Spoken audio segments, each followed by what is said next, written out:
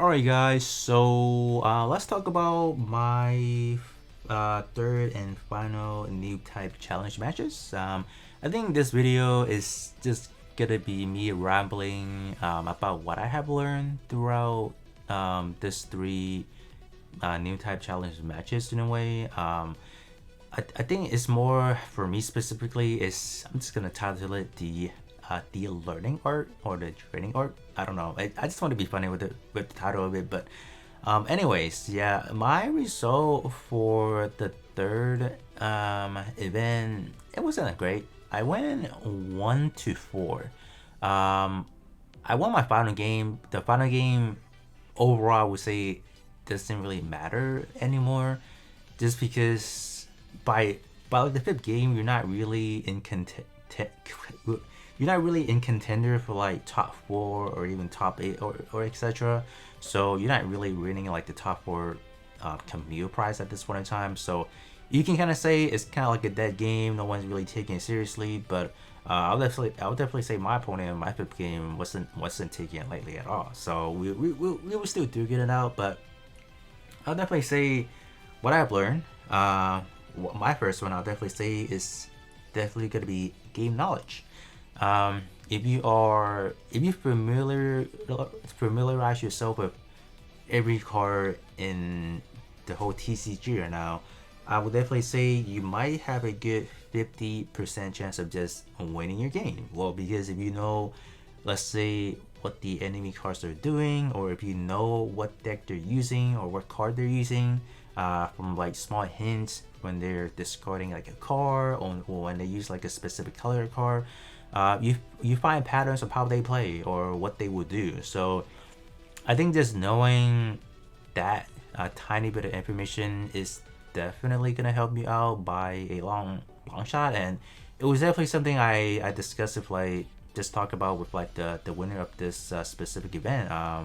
He was playing the same deck as me, Freedom Blocker, but we have a slight changes from here and there.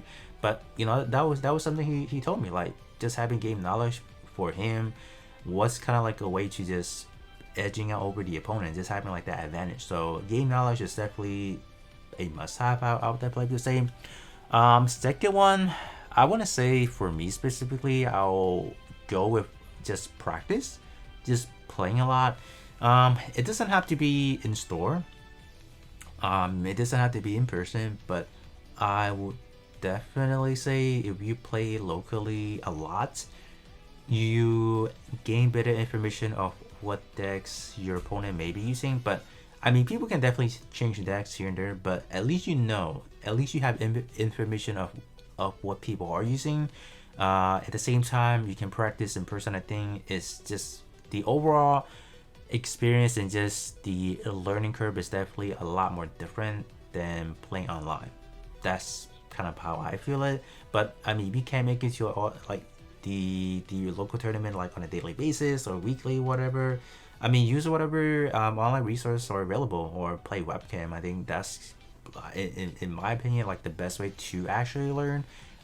Just being able to practice, getting the reps, how to navigate to like specific situations and whatever. I think I lack that specifically. So there are certain circumstances where I didn't really know what I needed to do, and I would just kind of froze. I would not know how to play my hand, and that's like a different topic as well, right? Learning what to play or knowing what to play specifically in different situations, being able to read the board. I would definitely say I'm still at that learning curve in a way, because I think for me, I just don't pay attention as much as I should have, or just that thinking process. There are times when even in the new type right now, I think it was this specific match that, or I don't know which match you guys would be seeing, but I think it's the second game that you guys are seeing, or the first game. Technically second game, but because my recording, I only recorded 4 games. The first game I couldn't record it, so obviously it, you know, couldn't you guys couldn't see. But my opponent, my opponent, instead of winning that turn, he told me, well, you could play this way, and he let me live for like another few turns and whatnot, but he still ended up winning because for me, I just kind of fizzled out. I didn't really know what was the right decision to do. So I was like, well, I messed up. You know, I could have been a little bit more aggressive or being able to manage the board correctly, but I didn't. Miscounted my resources, so there were just a lot of elements where I messed up. It was just human mistakes, and it's this is gonna be a part where it probably will get better over time because if you play it more and whatnot. I would say, is it like the fourth thing, possibly?